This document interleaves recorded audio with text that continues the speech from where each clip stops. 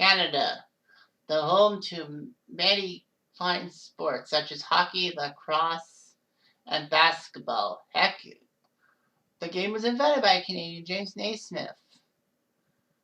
When you think about Canada, you don't really think about soccer that much. Of course, we being Canadians, we call it soccer, not football like the people across the pond. But the simple fact is, what if I told you that somehow this perceived snowy nation would actually be heroic and shockingly not only qualify for the 2022 World Cup, only the second time Canada's ever been this far, but the simple fact that Canada even went on to win the qualifying group, quote unquote. Canada had a weird World Cup qualification story, and I would like to read it to you. This is part one of Cutter's World Cup Stories.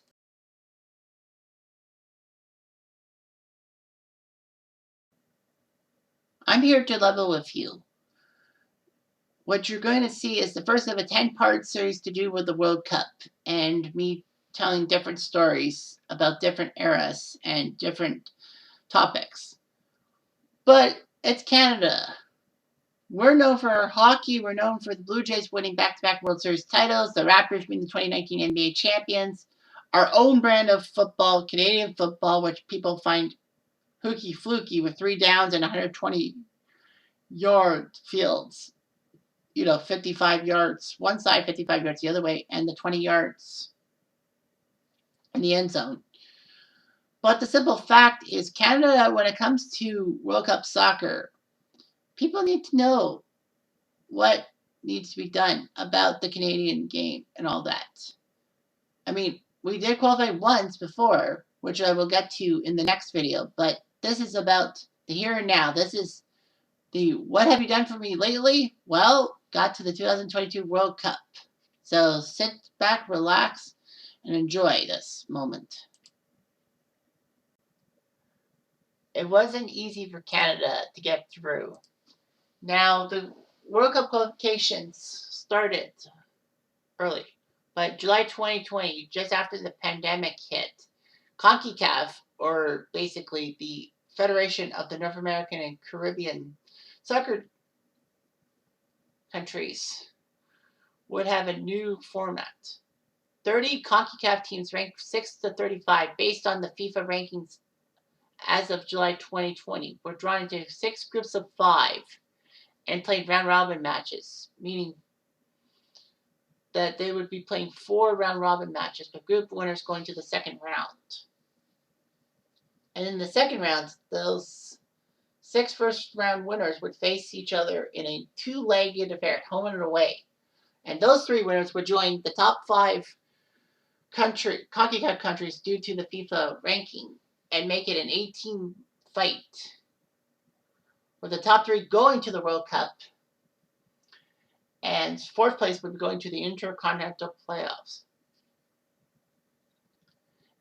So it was Mexico, the United States, Costa Rica, Jamaica, and Honduras, the top 5 based on FIFA rankings, getting to the 3rd round, meaning that they were in what they called the octagon. So the first round happened. Canada, of course, was not there, so Canada had to be drawn into the first round.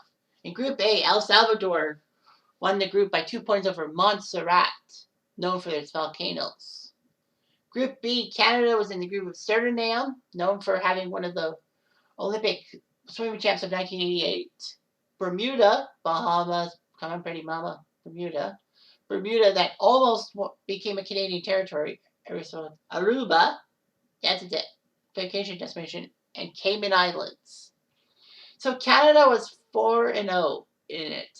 They only gave up 1 goal, and that was to Bermuda. Suriname had no chance against Canada. Canada would also be joined by Curacao, who won on goal differential against Guatemala. Panama, who crushed their group, especially with the Dominican Republic. In Group E was Haiti, who swept by Nicaragua, Belize, and the Turks Pecos Islands. And Group F, St. Kitts and Nevis, who pulled off the first major shock by taking down Trinidad, who was looking to get into the next round. But it's St. Kitts and Nevis, known for their sprinters. So the second round happened. El Salvador creamed St. Kitts 6-0 on the 2-leg aggregate, and Panama beat Carousel 2-1, sorry. Canada would be in tight against Haiti. You know, Haiti went to the World Cup in 1974. They even scored against Italy and Dino Sof, breaking that shutout streak. But the fact of the matter is that Canada won 4-0 combined. So that meant Canada would be in with Mexico, the United States, Costa Rica, Panama, Jamaica, El Salvador, and Honduras. So it's the third round. And this was huge and all that. So Canada was starting off life at home against Honduras at BMO Field in Toronto, basically our national stadium. Giving up a penalty to Lopez was not good for Canada. But Kyle Larin of Orlando of the MLS scored a key goal on the penalty spot, tied it at 1. No big deal. Canada would then, on September 5th, head to the States at Nissan Stadium in Nashville, home of the Tennessee Titans. And people in America was going to beat Canada and say, go back to hockey. Well, unfortunately for Canada, they were down 1-0 on a goal by Aronson. However, Kyle Larin, that beautiful bastard, if you will, scored a key goal, 1-1, and tied the Americans on American soil. You can't be happy about that. Match day 3 saw Canada hosting El Salvador at BMO and winning 3-0. El Salvador had no answers. Atiba Hutchinson, Jonathan David, and Tal Buchanan put up goals, and Canada looked pretty good with a win and 2 ties.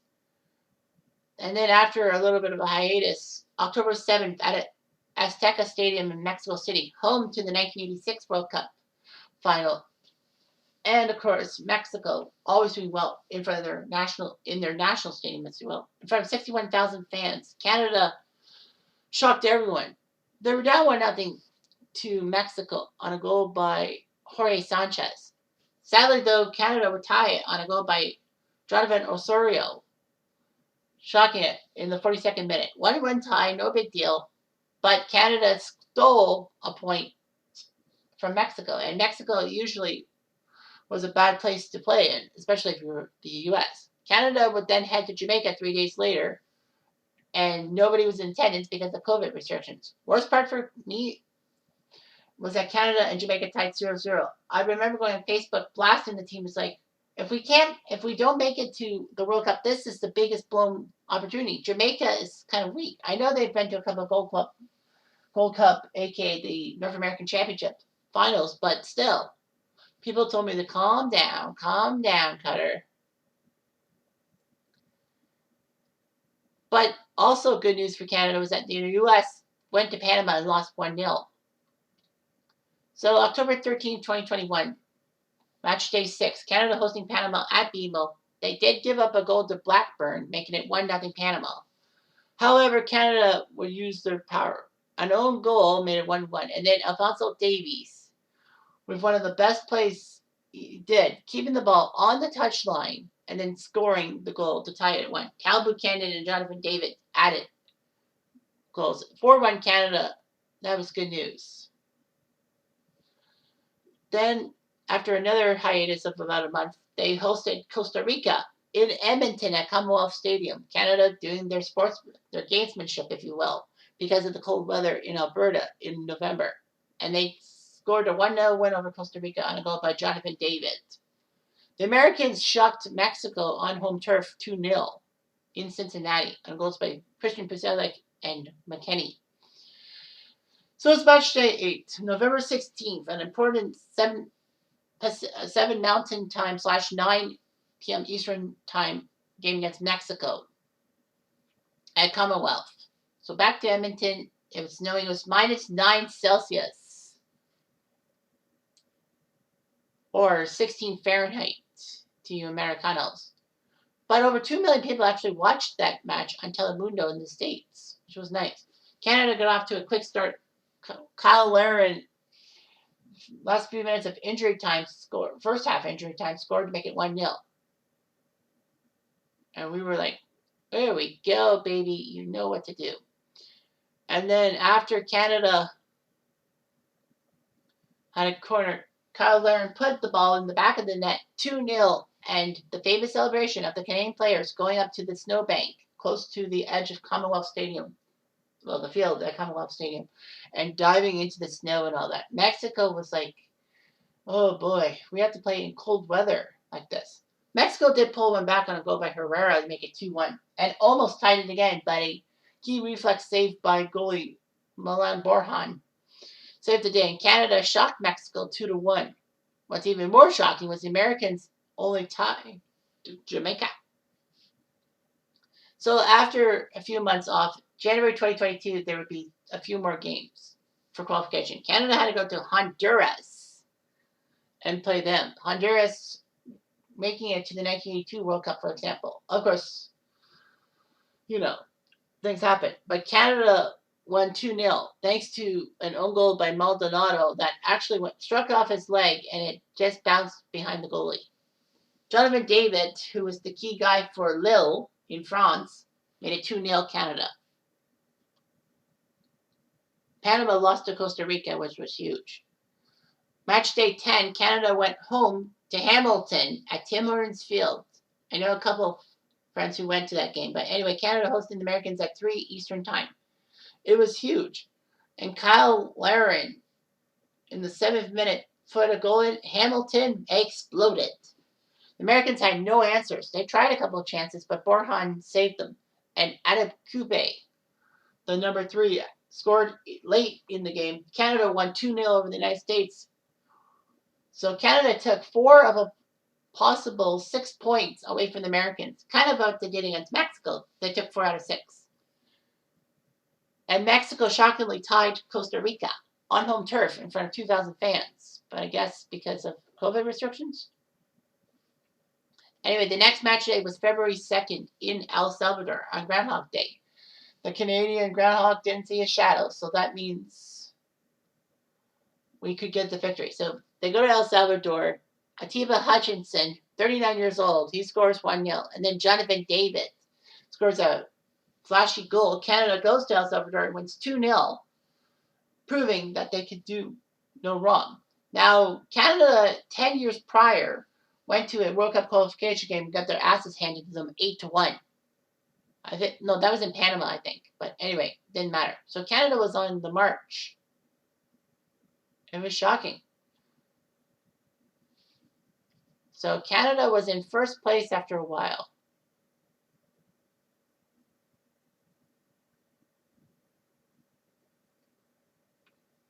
So anyway, Canada would have to go to Costa Rica and play. All Canada needed to do was win, and they were in the World Cup as one of the top 3 nations no matter what. Jamaica and El Salvador tied, Panama, Honduras tied, Mexico and the U.S. tied at Azteca, which is good news for America because, they always seem to suffer at the Azteca. So Canada needed it. But then after a terrible red card and then a gorgeous goal by Costa Rica, Canada had lost 1-0. And I was like, oh no, choke job? Well, fortunately for Canada, they still had a chance. They just needed 1 point. Thanks to Mexico and the United States getting nothing, like there was no other wins, Canada still had a chance. So they went home to BMO Field, and it was huge. 4 Eastern Time game on Sunday, March 27, 2022. Jamaica had to prepare for the cold weather in Canada. Canada would make things happen. And they needed a win. A tie would have got them in, and they didn't need to go to that stupid playoff. Well, Kyle Larin scored a quick goal, 1-0. Tal Buchanan made it 2-0. Junior Hoyat made it 3-0, and we were on the march. An own goal later, it was 4-0 Canada. And can you believe it? Canada wins the game 4-0. We just had to tie Jamaica, but we won. We got in, and the fans are like what the hell is going on? We're going to the World Cup. For the first time in 36 years, Canada was going to the World Cup of soccer, and the country exploded. Costa Rica beat El Salvador, the Americans crushed Panama, and Mexico went to Honduras and won. Canada did lose their final match to Panama, but it didn't matter. Canada was in anyway. Jamaica beat Honduras, Mexico beat El Salvador, and the Americans suffered a 2-0 loss to Costa Rica. Just like 2017, the Americans lose a terrible game, their final game. But the good news, according to the tables for the Americans, was that even though they lost to Costa Rica, they beat Costa Rica for that third and final World Cup automatic spot behind Canada and Mexico because U.S. had the goal differential. So happy days are American again. Canada won 8, lost 2, tied 4. Same as Mexico, but the joke was on Mexico because Canada technically won because they had a goal differential plus 16. Plus, Canada was 1-0-1 against the Mexicans. Costa Rica would go on to the Intercontinental Playoff.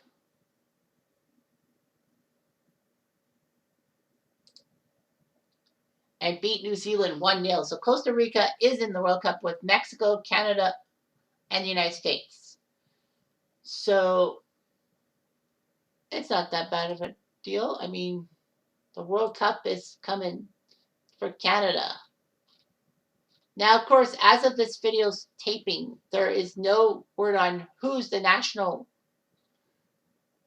be on the national team getting in there. The squads are there. They have a provisional squad of 55 players that must submit by October. Anyway, teams must name their final squads by November 13th. So as of this taping, it hasn't been done yet.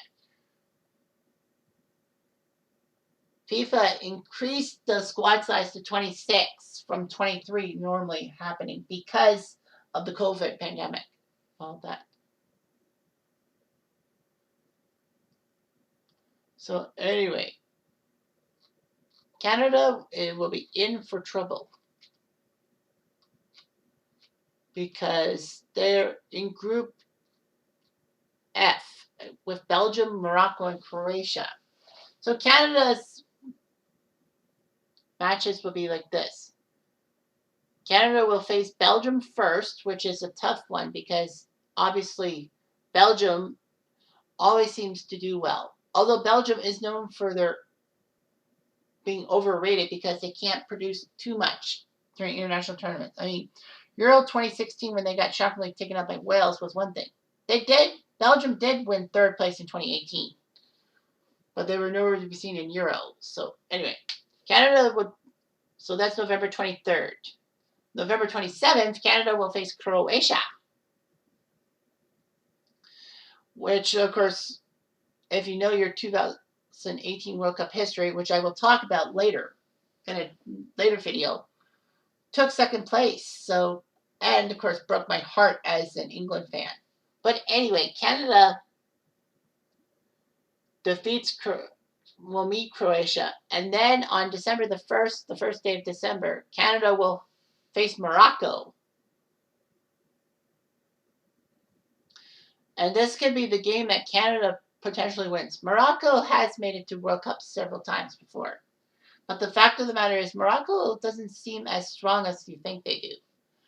So for Canada and for myself, the best way possible is to see Canada win against Morocco, lose versus Belgium, and tie Croatia. It's possible what they need to do. Now, if Canada were to get out of the group stage in Group F, they would face either the first place team in Group E or second place. If Canada wins the group, they'll face the second best team in Group E. If they take second, they'll take on the top team in Group E. But Group E seems to be huge because you've got Spain and Germany in the same group, alongside Costa Rica and Japan. So it will be very interesting, to say the least, if Canada can get out of the group stage. Personally, I say, well, why not? I mean, they have nothing to lose. So that's what we're going to do. Canada will get out of the group stage, but they have to do well against Croatia and Belgium and Morocco too. But anyway, so that's the story of Canada's 2022 World Cup qualifications feeling. Next video, I will talk about Canada's other time at the World Cup, 1986, and give you that tournament in detail because, after all, it was the tournament of one Diego Maradona. Anyway, I'm Jeff Diamond. Adieu.